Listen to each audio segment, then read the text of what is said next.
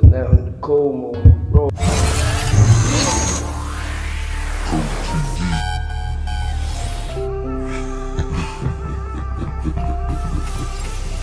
You never know what you might see.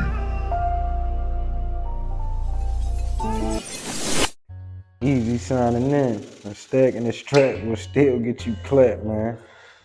Man, let the people know who you is, bro. Lord Larry, man, from all the way 1100 block, man, you feel me? Definitely Miss Tracy's number 3. Straight up. Yeah. So, tell me what you can remember the most from living in Washington, D.C. as a kid. Really, I was so close to my brothers, like my big brothers growing up for real, that everything I remember was doing with them, you feel me?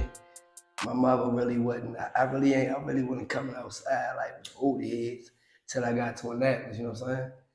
When I was young in DC, being around my mother and father, I was real close to family, so I really wasn't, my dad didn't really have me out in the blocks with him, you know what I'm saying? I got that when I got here, you know what I'm saying? So, where was you living at out on that side of town? My mother from Southeast, T Street, so that's where I was living at. My dad from Northeast, Saratoga Avenue.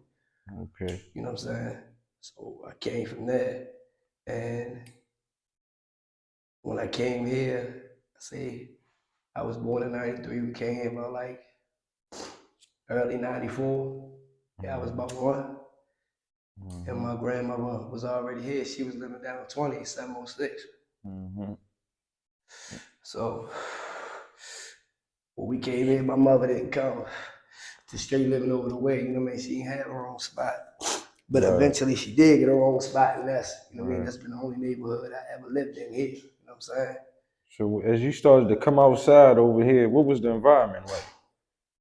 Man, when I first came outside, that I could remember was like 99. You know what I'm saying? Like the same year my nigga like my godfather, Mandy, killer. That's the time I can say that I remember when I was coming outside. I still got a picture that my mom had before she passed. Me, him, Lil Boo, we was at the Y. Yeah, it's probably same month he died, January '99. Lil Boo had the green hoopty at that time.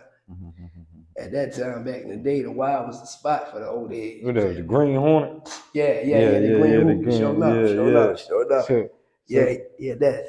So now you come to Annapolis. Who living in your household at this time, as far as once you get over the way? Inside my household was me, my brother YM, and my mother. My oldest brother was always with my grandmother till 2000 came and Tune was born. You feel me? And when Tune was born, that just made my household a household of 3. You know what I'm saying? So what type of kid was you growing up, my boy? I definitely ain't gonna say I was a motherfucking model citizen. Straight up. I started everything early, you know what I'm saying? So by the time I got the age I am now, I done already done all that shit, you know what I'm saying? Selling drugs, going to jail, not going to school, doing all that shit, you know what I'm saying? I never been to high school in my life. I don't know what the inside of Annapolis High School looked like, you know what I'm saying? Yeah. I caught that juvenile bit, and when I caught that, they took me away from my whole high school years. But growing up, my tightest friends, Wiz, Fink, Stunner, Basil, Freddie Bands, Tip, Tay, all them was like, oh yeah, Boo Boo, Odie, all them niggas, you know what I mean? Them the niggas I was around, you know what I'm saying? Blunt, Yeah. Chubbs, shout out to bro. So as you starting to come outside and indulge with your friends at that time, what type of shit was y'all into? Honestly, right? And this was what separated me and my niggas from a lot of niggas that came up in the era that we came up in. Cause we didn't jump out the porch trying to get no money. You know what I'm saying? We didn't jump out the porch trying to get no paper. We jumped out the porch putting in work. You know what I'm saying? Yeah. We was whooping asses. That's the type of shit that had us clicking. We wasn't like a lot of young niggas, like I say, that came out of our era that went straight to the block, that was trying to get some paper. first we made a name first. We made a name and controlled the territory that we had, and then from there, I say Basil, Fink, and YM, they paved the way for me. I can say me to open up the doors for getting some money. Those are niggas that showed me how to get some paper. You know what I'm saying? Regardless if I do it good like them or not, them the niggas that like wanted some money that made us want some money. You know Yeah, what I'm saying? sure enough. Yeah. So at this time, are you aware that you basically living in one of the most drug-infested neighborhoods in Annapolis at this time? Do you really understand like what's going on outside when And you you out know there? what, right? I did. I did know that, cause like I say, my mother was a jazzy, you know what I mean? My mother was a jazzy woman, you know what I'm saying? And when she came down here in the 80s, before me and Y was even born, she was already coming down here, but wasn't living here. So my mother, like, you know what I'm saying? My mother was show enough. Like anybody that ever got something to say about Miss Tracy, like they gonna tell you, like, she showing up. Like, so my mother was already tapped in with all the dudes that was like really out here doing something slick, you know what I'm saying? Tight with them, the best of friends. You know what I mean? And still to this day, I see them dudes and they give me the utmost respect and the utmost love. Besides of the relationship they had with my mom, just off the honorable G that I am myself. So You know what I'm saying? explain Eastport to the world, bro. Shit, Eastport. What I would say it is today is not what it was yesterday. You heard me? Yeah. Straight up, straight up. Like when I came out, like first of all, we branded EYB, Eastport Young Ballers. Big homie, Low gave us that name. Low gave us that name, and we took that shit and ran with it. We took that shit and ran with it, and when we took it and ran with it, we made it like a serious team, to where as though schools and schools, our colors was purple and black, so it got so bad with the shit that we was doing, going against our neighborhoods or doing what we was doing in the neighborhoods, that they banned the purple and black flags in school. Showed up, they banned the purple and black flags in school. You couldn't wear them bitches. You couldn't wear them. You couldn't wear purple and black in school. We couldn't wear no hood shirts that we get made out the mall with our hood on it. Yeah. None of that was going on. So who was really like getting some money though at this time though when you first started coming outside though? Man. That you know what I mean, really I'm gonna started get at noticing. yeah. I'm gonna get at the OG. I'm gonna get at the Shorty Boo. Straight up. I'm gonna get at the Shorty Boo. Brownie. I say like 05, 06. Yeah, Brownie. Head. Big homie Floyd. You know what I mean? Those dudes was just ready hit they, you know what I mean, hit they stop to where as though they had to go take their breaks. Yeah. But those were the guys that I seen, you know what I'm saying? Those were the guys that I seen, you know what I mean, at like the end of their run when I was first coming outside, you know what I'm saying? So I definitely got to see Boot, definitely got to see a little bit of head, got to see a slight bit of floors, you know what I'm saying? Got to see, like Brownie and my mother was always tight, so I was always around Brownie as a kid, you feel me? I was always around him as a kid. Gotti, Nate, like I'm a stamp that. Like them niggas, like I don't give a fuck what a nigga might say they are today. You can't erase who them niggas was. You heard me? Yeah, You sure. can't erase who them niggas was. Them niggas was like certified paper getters. You know what I'm saying? Big homie Blackface, gotta give Blackface a big shout out. You know what I'm saying? G Nice, Riley, like these are niggas that I saw. You know what I'm saying? These are niggas that I saw putting in work, getting some money. They was major figures in the city besides just the hood. It was major figures, like name rung bells. So now give me your top 3 niggas that you knew when you tried to come outside and do your thing that you really wasn't gonna see no money because these niggas was already outside in motion. You feel me? oh man, if we talking about some old heads, Yeah. Cop, Shitball, Cut. Oh yeah, shorty down. LD, free LD. Free LD. Yeah, give fuck what you say. LD a hustling nigga. He a hustling nigga. He started at a young age too. Yeah, and LD like that's another nigga. Don't them niggas like them. You was outside. Wasn't no money gonna come to you, but they would get the money to you. You know what I'm saying? Yeah. Instead, the money will walk right past you because they already know what they better get into when they get with them guys. But them guys be the ones like, nah, they with my man, they with Lord Yo, you feel me? So they definitely was spreading love for us to get the money. You feel me? So who would you say really sat down and taught you the game though? I ain't gonna say nobody really sat down and taught me the game, but like I say, I learned my rights and my wrongs from Basil Fink and YM. And my man Twan, Twizzy, shout out Twiz. I learned the rights and wrongs of the game from them niggas, you know what I'm saying? I seen the niggas who hustled and I seen the niggas who progressed. You know what I mean? There's a difference in it. Cause just cause you hustling, that don't mean you progressing in it. You know what I'm saying? You could just be hustling, just out here to have some paper in your pocket, and you know what I mean? It could be for the moment.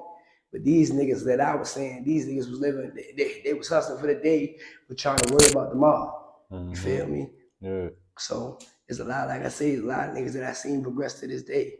Big bro honcho, niggas who I could say like they had a reason behind it. That shit had a purpose.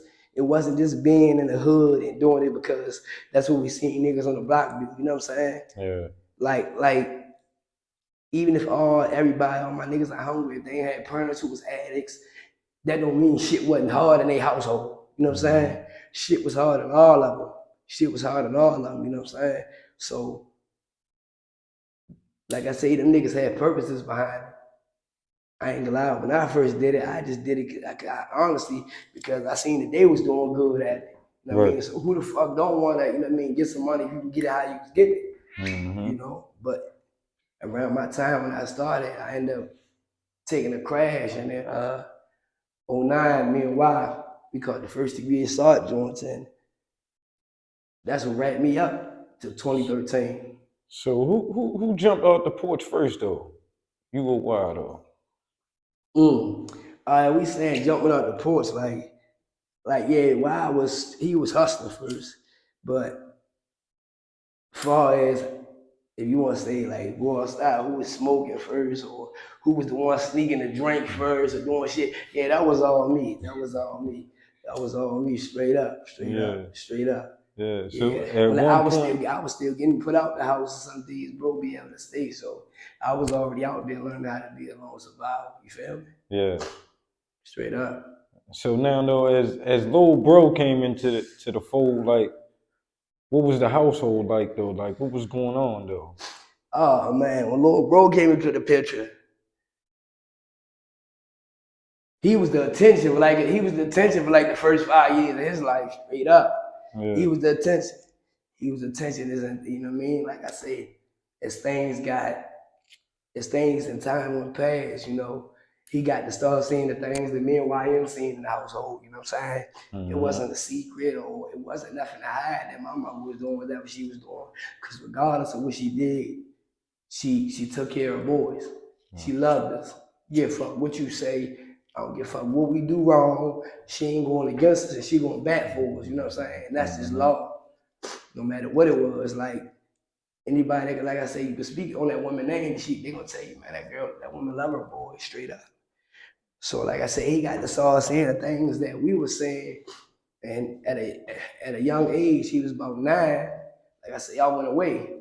So I was in and out of his life as a big brother from early 09 till 2013. Then I ended up coming home, catching a little bullshit kidnapping case. Then I was just out of his life, out, you know what I mean, constantly. So what I can say today, from what we started at in our household, shorty a man, you with me? Yeah. Like all of us got our strength from a woman. There wasn't no father figures in that 1120. Wasn't no father figures. You know? The father figures we got was from the niggas that was outside from them buildings. You feel me? And like I say, but just who our mother was, that's what made niggas love us. And then as we grew up and they started to see that just the boys that Miss Tracy had, them boys just, you know what I mean? They honorable dudes. So That's what made niggas gravitate to us for our own reasons, for our life, for ours. You know what I'm saying? Mm-hmm. So let me backpedal a little bit and ask you, what was your first run-in with the law? Like, what happened? Oh man, my first run-in with the law,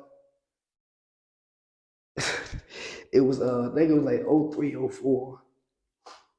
Man, YM, we was living in town Pound Court. We got into a little argument, and I get to talk crazy. I'm gonna kill you, this and that, that and this.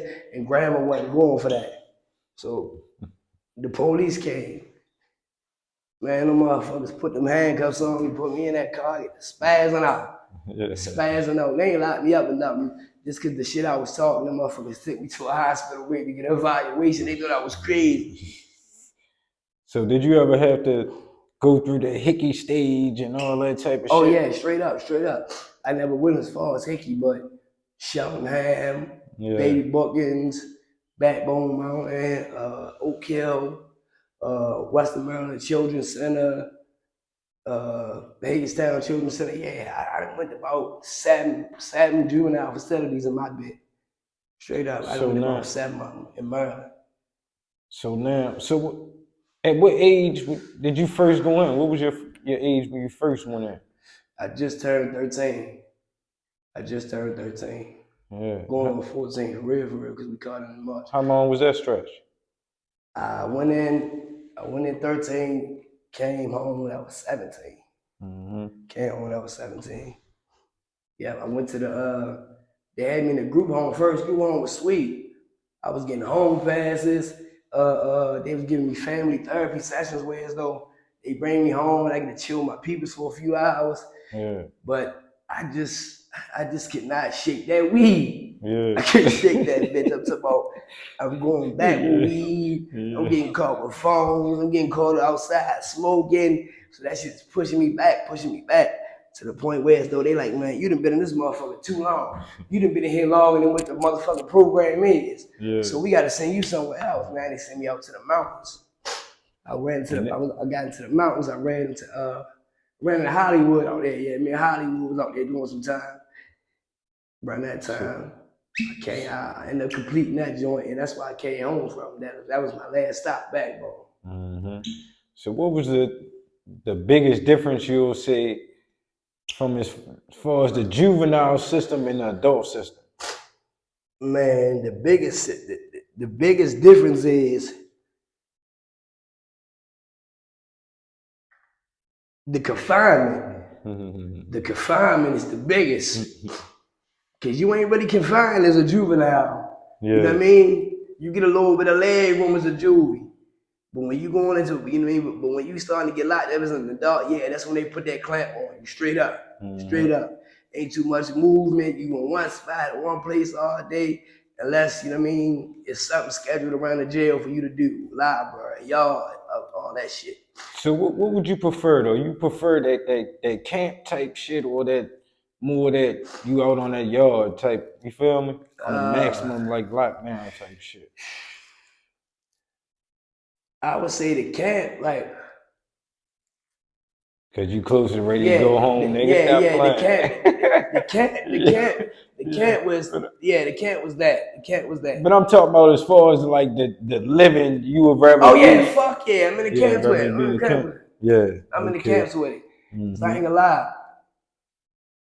Even in the juvenile camps, because after I left and Hollywood left, you know, bands ended up going up there and doing this little stretch.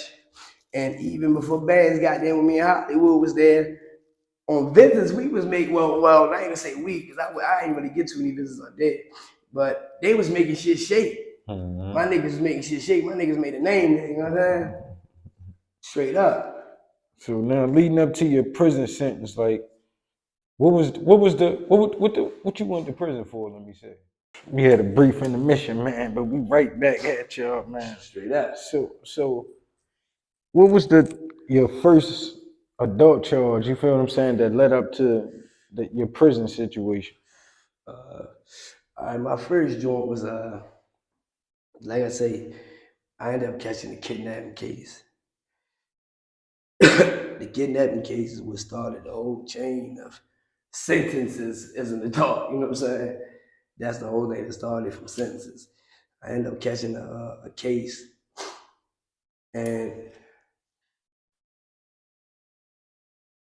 in the case, like I still got my paper, like, you know what I mean? And it's crazy because last year the lawyer who I had for that case, I had emailed him, and I was had asked him for my motion. So I do got one copy of the motion from him. But in the situation, long story short, was it was my plan, my mission, so I took it. You know what I'm saying? No question. Like that's what it was. In all actuality, one of my codees ended up telling him, you know what I'm saying? He didn't specifically say my name, but if you look at it from the paperwork point of view, yeah, he told me, you know what I'm saying? I was the only person in the position in the car where he described, you know what I'm saying? So, and when my lawyer told me that my codie was supposed to go against me, this is because who it was, I ain't believe it. You know what I'm saying? I did not believe that shit. I wasn't going for it. I wasn't even siding with that. Like it was nothing in the world that could tell me that Slim would have even did that. And in all actuality, he didn't get on the stand on me because I ended up having to cop out. I had to cop out because, like I say, when I ended up seeing my motion and then seeing that he did implicate me in the crime and basically said that I gave the word to do it, now I have no choice. You know what I'm saying? Because if I try to battle with these people, they're going to smash me, kidnapping, hold anywhere from a year to life. It's really no statute on it for real either. You know what I mean? The sentence guideline, like I say, is from 1 year to life. So I end up copping out, like I say. One of my codees, he got something slight. The other one, he was already on the run for some shit, so he got a sentence for that, but ended up playing out in the case that we had. And when they gave me the 10, all suspended, but 6 time served. That was my first joint. That was my first joint. Yeah, that was my first joint. I copped out of that 10, I was suspended for 6 times served. I sat over the center down there a year.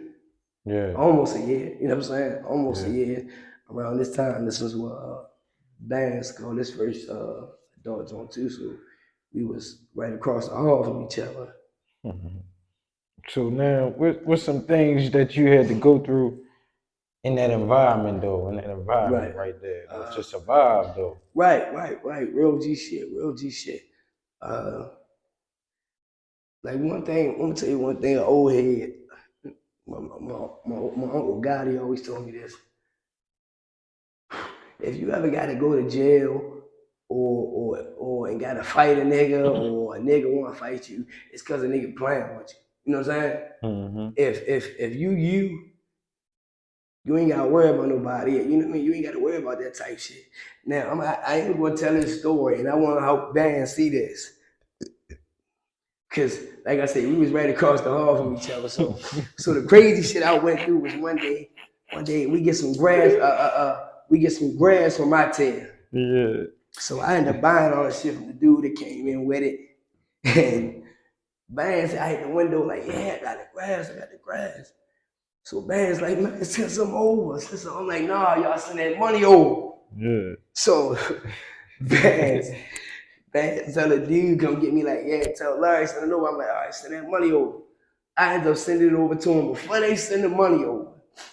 This nigga Bang get some dude come to the window like, man, where my money at? He get another dude come to the window like, tell Lord Larry he beat. He like, tell Lord Larry he beat. So I'm like, what? This bitch Bands, he coming to the window, he beat. I said, okay, bitch, I got you. So around this time, I ain't know nothing about no strips, no three. I ain't know nothing about that shit. 2013, know nothing about it. Nigga come on the unit with the strips now. Now we got the strips. Now Bands and the one we sitting that shit over.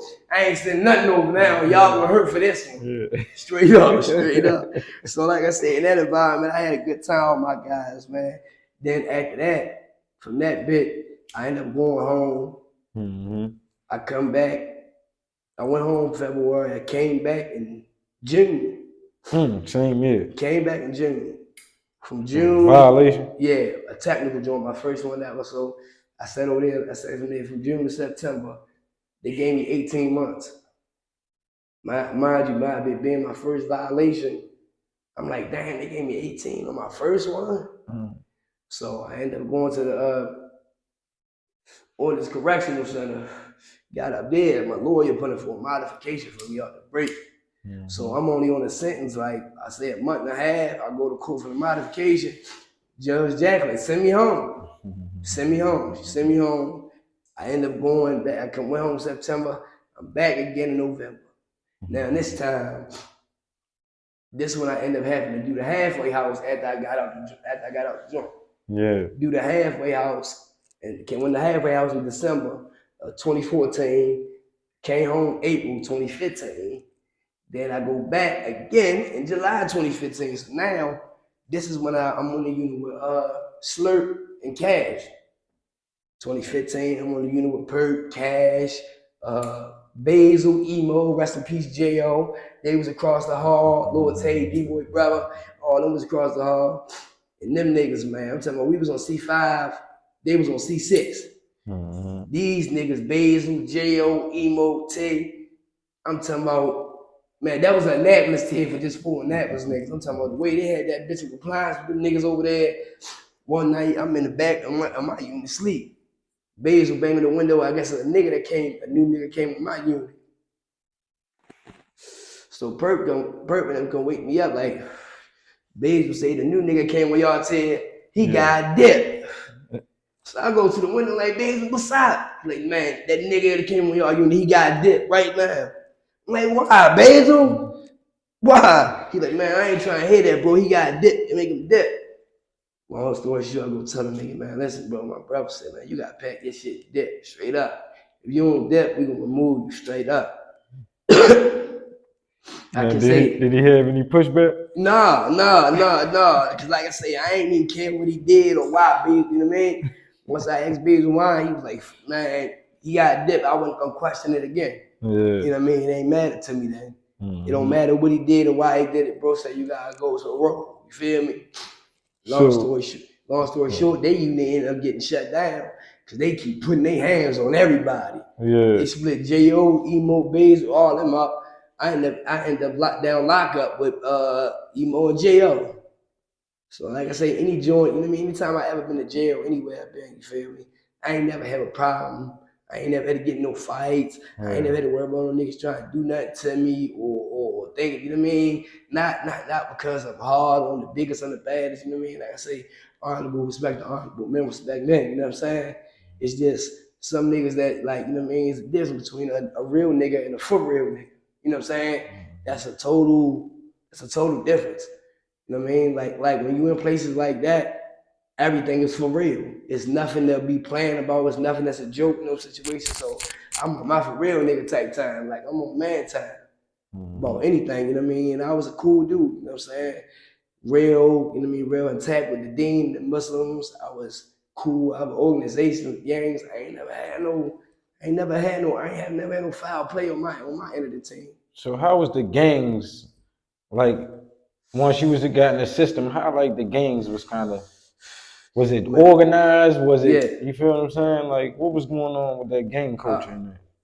When I like from the adult system that I seen when I started getting into the adult system for the juvenile system, because a lot of the gangs that I started to see when I was in adult jails, it's shit that I would see as a juvenile. Like I say, I went to baby books, so I didn't know a lot about a lot of that shit. Only gangs that I knew before even risking in jail for real was Bloods, Crips. You know what I mean? But when I touched Baltimore as a juvenile, I seen that this shit was like this shit was really there. And these young niggas, they living by it, they standing on it, they dying about it, and they willing to do that. And this was young niggas, you know what I'm saying? So as I got older and started getting locked up as an adult, I see, you know what I mean, some of these same organizations. And I ain't gonna lie, when it came from what I seen when I was in the baby bookings and in the dark period, them niggas carry that gang shit the same way. The same way they was carrying it as young as they was with, the same way they was carrying it at dead. You know what I mean? Whatever part of any gang or organization they was with, like it ain't no disrespect coming towards it. You ain't gonna play with none of their brothers or their homes or whatever. You know what I'm saying? So I was never really intact with being a gang member. As a juvenile, I thought about trying to be a part of some shit that I really didn't even know about. Yeah. You know what I'm saying? I did that real quick before I even let that shit even transpire to go any further. You know what I'm saying? So hey, let me just fuck you up real quick. What type of influence did hip hop music have on you? Oh man. The type of music, like I said, the type of music I came up with, my mother was a real big Jay-Z fan. Mm-hmm. Anybody that know my mother is a ridiculous Jay-Z fan. Ridiculous. So I came up listening to Volume 1, Life and Times of Sean Carter, Volume 2, Hard Knock Life, Biggie, Life After Death, Tupac, All Lives. Like that's the type of shit that was played in my house, you know what I'm saying? Mm-hmm. And as I grew, I started to get attached to not say I was a big fan of him, but I started to getting a liking for Jay-Z. Mm-hmm. I started to get a real liking for Jay-Z because my mother always had a Jay-Z song. One song, a piece that she could relate to about each one of her sons. She definitely did. And as I grew and I got older, I became I started to like the likes of like Fab, because Fab, like his swag, like his dress code is immaculate. Yeah. His dress code immaculate, and that's love. And then nowadays, I fell for my man Nipsey. And like I said, I fell for Nipsey because of the message that he was spreading to niggas. You know what I'm saying? Mm-hmm. The message he was spreading to niggas, it was ridiculous. And I took a real big liking to it a year before he died when he dropped Victory Lap. And I was sitting down in Woods one day and a little young kid had a song playing. I'm like, who the fuck is that? He like, it's Nipsey Hussle, he just dropped his album. And I listened to it. And when I listened to it, I'm talking about it blew my mind. And he got a line in there on this intro song in there. And he says, little message from the set, we accept your challenge. That right there touched me. Cause like I say, when they if I'm claiming this mindset, I'm talking about my niggas, my brothers, that's my set, you know what I'm saying? Mm-hmm. And like I say, anything that ever came towards us or anything that ever came ahead of us, we accept the challenge like men. We ain't gonna back down from it. We ain't gonna disregard it. It don't matter what it is, whether it was facing something legal or facing something deadly. Mm-hmm. We always ready to accept the challenge that comes at us like men. So when he said that in the song, like that really touched me. That really touched me. And Nipsey reminded me of my man Honcho a lot. Yeah. He reminded me of my man Honcho, despite the shit that he do with his success for others. You know what I'm saying? He reminded me of my man Honcho a lot, man. And my man, I gotta like commend him and tip my hat to him, you know what I'm saying? So no, shout out Honcho. Straight up. So now, once you came home, what was the hardest adjustment for you? Once I came home, the hardest adjustment for me was being a dad. Mm-hmm. Being a dad, because like I say, I had my son as soon as I got out of juvenile joint. I was on a box in town with my sister's house, and I met my baby mother. And when my son was born, he was born with an illness called Hirschsprung's disease, whereas there was like an intestinal disease. So for like his first 4 years, 3 years of his life, he had a colostomy bag. And it's like my mind is being a father, but also I'm still out on the streets doing dumb shit. Mm-hmm. You know what I mean? I'm still getting locked up, leaving them. I'm still chasing this broad, that broad, smoking weed, popping perks and that. You know what I mean? So like my biggest challenge for me when I came home, besides being a father, really was like trying to discipline myself. Mm-hmm. I ain't had no discipline over myself, and that's just law. I didn't. I wanted my cake and eat it too.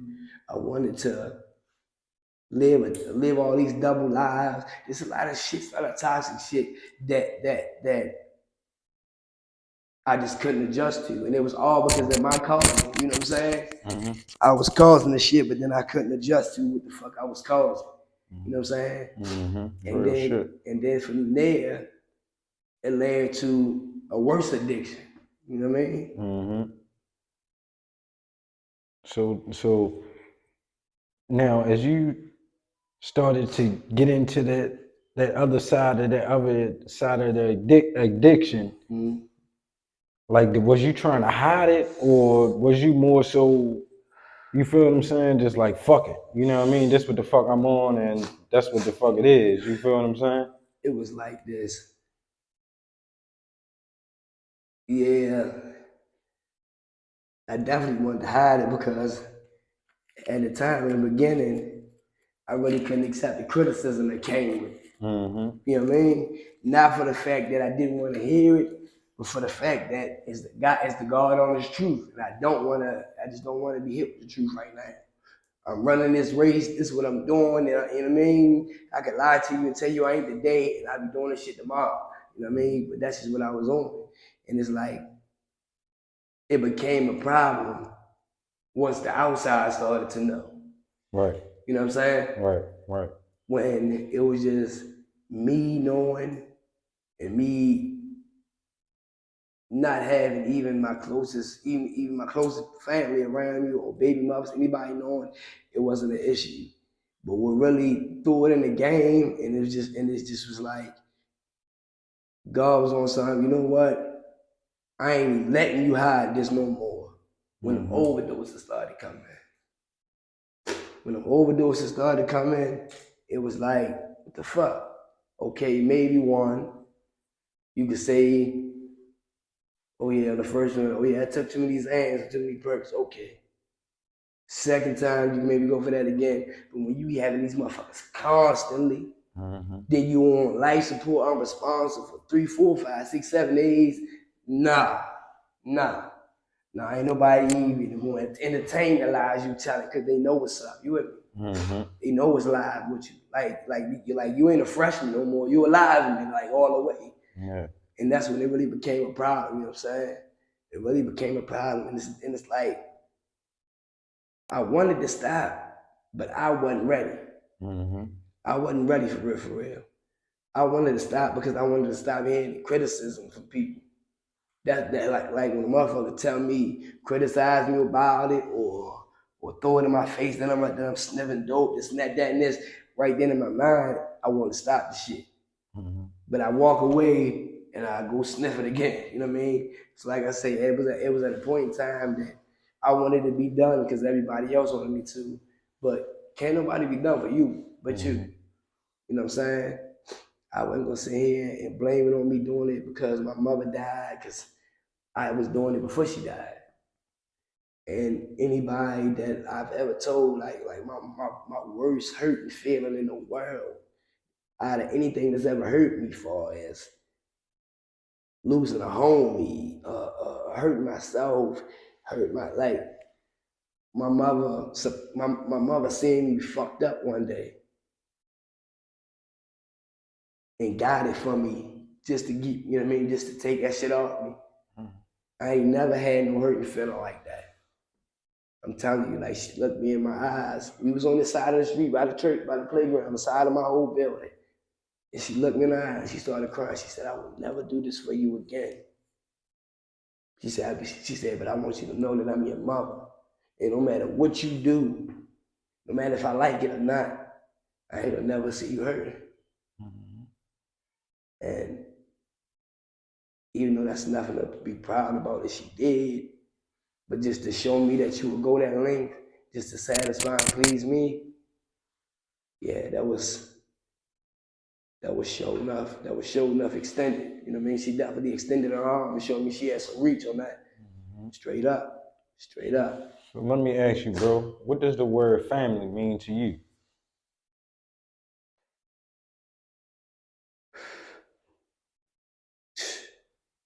Family, the word of family means just us. Because everybody got a family, but the difference between my family and their family is they just ain't our family. You know what I'm saying? They just ain't us. You know what I'm saying? Anything or anybody that come with me or stand behind me, we stand on honorability. You know what I'm saying? Yeah. And we ain't doing nothing dishonorable. Nothing. We ain't doing nothing dishonorable. And I see a lot of motherfuckers call each other family, but always do some left hand shit. Always do some outsider shit to a family member. You know what I'm saying? I see that a lot. I see that a lot. I see that a lot. One thing I can say about my niggas, because besides my niggas from over the way, the only family I had is my brothers, my mother, my grandmother, and my father when he wasn't in jail. You know what I'm saying? Family, they just ain't us. Yeah, no question. And it's like, y'all dudes, y'all open me and welcome my arms. You, Bills, Marley G. Ruler, yeah, y'all niggas open up niggas with open arms and like really treating niggas like little brothers, like how big brothers really do, you feel me? And at the end of the day, I ain't never really had a brother out here who seen me starve. Like, you ain't gotta give me $1,000 or give me something to give me $1,000 because I'm hungry. $10 will feed me with a meal. Like, I ain't never seen one of my niggas who at least wouldn't do, you know what I mean? Who at least who wouldn't see me starve. I can't. Even when I was fucking up, getting high. You know what I mean? My brothers that it hurt for them to have to even think about giving me something, but they, you know what I mean? I see it from their point of view. I ain't gonna see you out here doing nothing crazy to get it or go getting it from another nigga that's going to mock you about it or play with you or make you do some crazy shit to get it. Just as much as it hurt me, it's as much as it hurts you sniffing it, it hurts me to give it to you to sniff it. So, like I say, I ain't never throw that in none of my brother's face about anything. But you was giving it to me to sniff. I ain't never did that. I ain't never did that, ever. I ain't never did that, because I know why they did it. And it's not like they was giving me enough for me to get high with. It's just if they saw me fucked up, they was gonna straighten me up. Straight up. So like I say, man, my niggas, man, no matter how they, no matter if we are divided today, I still love all my niggas. I love all of them. I got 10 of their names tatted on my body. Like, I love all my niggas, man. I may not tell them every day or talk to them every day, but most definitely, man, if it ever came down to it, like, I know I can extend my arm to my niggas and they can grab a hold on me for anything. No question, I can't say that, man. Even to the females from my neighborhood, Mark Lou, Taquit, like, you know what I mean? Give a fuck what they say about these people. These motherfuckers, good people. C-Raw, Nelly, shout out to them. Straight up, man. So, how did the loss of your mother affect your family? You want to answer that? On some real shit, like, I seen that shit. So it's like, it hit me the worst. But at the same time, it made me realize, like, anybody can go at that point. Like, it turned me to, made me realize, like, this shit real. It can be me, like, type shit. Yeah. Y'all is in our own way. Yeah, sure. You Come know, together and figure out how we gonna make the best of this shit. If it ain't nobody else but us. you know how I can say it affected my family, right? My mother passing made, especially me and my brothers, it made us see a lot. It made us see a lot of shit that she was saying years before she passed. You know what I mean? Real shit. When she passed, we really started to see a lot of that shit that she been was trying to install in us was actually true. And there was a lot of shit that we didn't want to believe ourselves, you know what I'm saying? Because like I say, my family out here in the streets, I was more close to than my blood, besides my brothers and my mother. Yeah, I had my grandmother in my life. Yes, I did. Love her dearly, but I wasn't as close to her as I was to them or my mom. You know what I'm saying? And she was there frequently. She was there all the time. But I just didn't have that bond with her as if another one of my brothers did. You know what I'm saying? Yeah. So, like I say, it was a lot of shit that my mom was preparing us for as youngins that when she passed and we started to see it, all of us wasn't ready to accept it. Some of us did, some of us didn't, and some of us still don't. So, what was one thing that you could say that you remember that from Mom Dukes that you still incorporate into your everyday life to this day? We all we got, never go against the grain. Straight up. We all we got, never go against the grain. Yeah. Like, it was like, it was like, they were like, nobody love you like I love you. And that was some real shit. Like, but it was just like, once she passed, it was like, like, I still feel that love that was there before she passed. Like, they show their true colors. So it's like, that's why I don't really fuck with a lot of people. It's like, if I'm around you, I fuck with you. But if it's like, it don't really take the time to hang with niggas and shit like that. Some motherfuckers ain't good. You know what I mean? They don't mean good. They don't wish the best for you and shit like that. So let everybody know how they can get in contact with you though, my boy. You feel me? Like how they can, if they want to holler at you, how can they get through to you? Let me attention TDH, IG, T1, CHI, TDH. We on the weird shit. It's hard to say, man. You know, a lot of motherfuckers doing some weird shit. Yeah. And as you probably know response. Yeah, sure enough. Shout out my man, sure enough, my boy.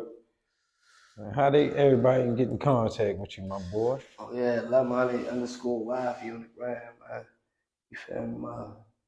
If it ain't there, man, my everyday life, then what I try to change my life to be, if you want to get in contact, you know what I mean? You gonna catch me in traffic with my girl and the kids somewhere. You know what I'm saying? Like, Yeah. that's the type of time I be Regular trying to be shit, on my yeah, life. sure Definitely enough. shout out to the wife, though. Definitely shout out to Miss Bell, straight up. That's the type of time I be on my life now.